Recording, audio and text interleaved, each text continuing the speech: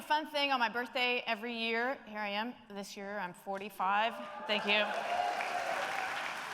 I put a dot right in the middle, and now I am version 4.5. I have stopped aging, and I just upgrade every single year.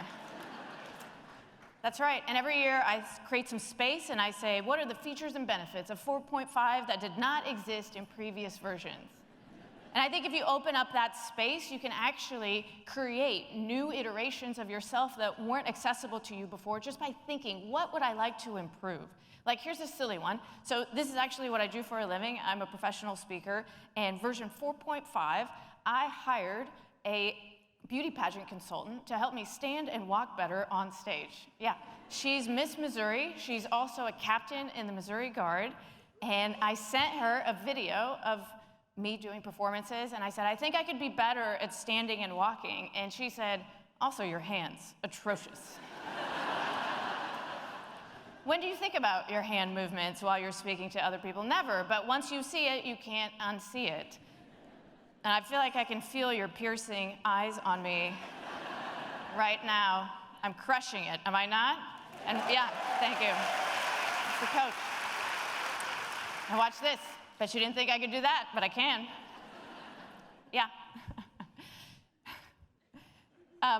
Last year, I spoke to an accounting conference, and they taught me that when they do an audit of a previous year, and something is the same in the paperwork as it was last year, they have a phrase for that. They say, oh, that's the same as last year, but they use an acronym. They say, that's Sally, okay? And when I heard that, I was like, oh my God, Sally is my arch nemesis. I personified Sally. I printed her out. She's on my desk. She's on my refrigerator. And I think Sally like whispers in your ear and she's like, hey, congratulations, you know, on all of our successes. Let's grab a blanket and a glass of wine and watch some Netflix. You know, just relax a little bit. And Sally is your best friend until she stabs you in the back. Because the world is not the same as it was last year. The people you serve are not the same. Their needs are different, and you shouldn't be the same either. I think this exercise of creating a new version of ourselves and creating space, it's exactly what we need. Just because we're human doesn't mean we couldn't use an upgrade. I have a friend named Deborah, and when she was in her 20s, Deborah went to go get a passport, and it was the first time that she ever held her birth certificate and found out that her name was not actually Deborah. Her parents couldn't pick a name at the hospital, and so they just wrote Girl Miller on the birth certificate, and her parents were supposed to fix it afterwards, and they kind of neglected to do so. It's a problem. And my friend got so excited. She was like, oh my God, I'm gonna change my name, but I could change it to anything. I could go by Deborah Miller. That's how far she got.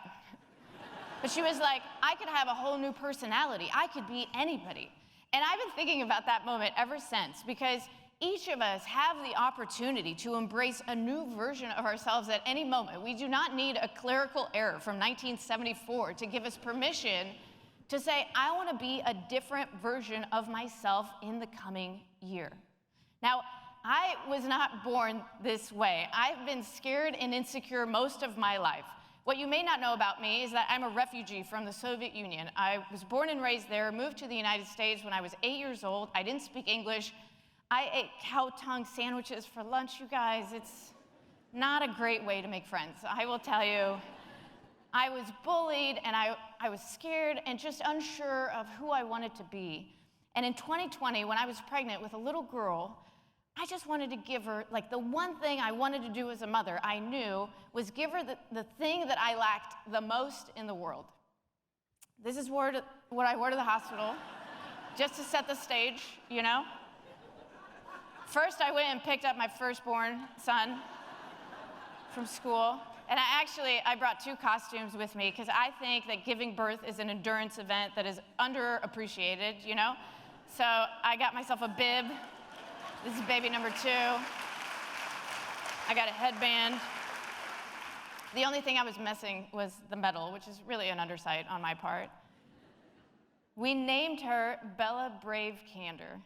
Bella after my grandmother, and Brave after the one quality that I wanted to give to her as her mom. And man, did it work. This little girl is every day. She is fearless, she is tough, and she's constantly saying, I can do this because I'm Bella Brave.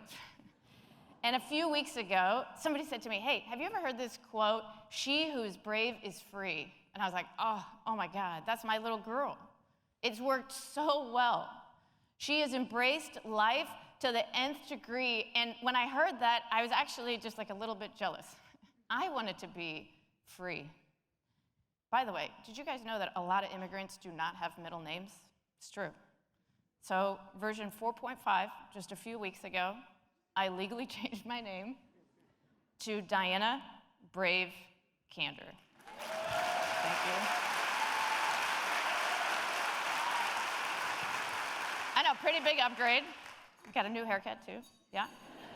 I was inspired by my little girl, but I didn't do it for her. I did it for that 8-year-old version of myself who just didn't know her way in the world and was just so intimidated by everything outside. And I wanted to show her that becoming brave isn't something that you wait for.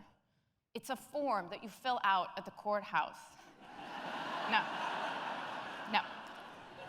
It's a decision that you get to make today and every single day. My big aha at 4.5 is that it's never too late to become the person that younger you deserved. So as you leave here today and you think about your next version, I just want you to ask, what is that one decision I can make that will make future me so proud? Thank you, guys.